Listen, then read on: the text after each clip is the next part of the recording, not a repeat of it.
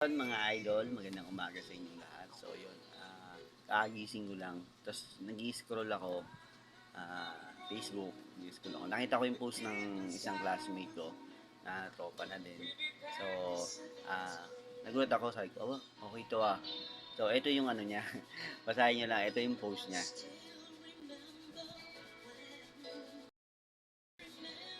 Bigla lang nakakatuwa kasi ako, kahit na hindi naman ako talagang close friend kami, tropa lang.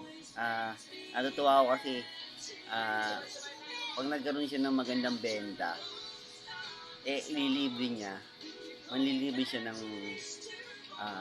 sapatos sa estudyante. At ang nakakatuwa pa, hindi talaga siya nakakalimot. Kasi ang talagang pagbibigyan niya ng libreng sapatos, yung alma mater namin, which is yung Giginto National Vocational High School. So yun, mga taga Giginto National Vocational High School, magandang opportunity to para ma magkaroon ng libre. So, suportahan nyo itong tropa natin na isa sa mga alma mater ng vocational.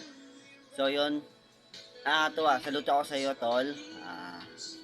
Alam mo naman, kahit na hindi tayo masyadong naging close talaga nung high school. Yung respeto ko sa iyo nung high school na doon. So, sa pakikisama mo naman sa akin, alam ko naman din na may respeto ka din. So, yun, nakakatuwa. Keep it up, tol. Malayo mararating mo. So, yun, sa mga gusto, bisitahin yung page niya. Ito yung isang page niya.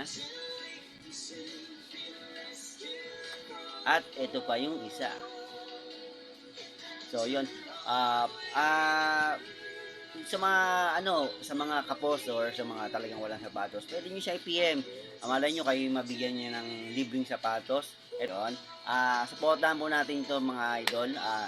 Malaking bagay to para sa mga estudyante ng Giginto National Vocational High School. Yun. Sana supportahan natin siya mga idol.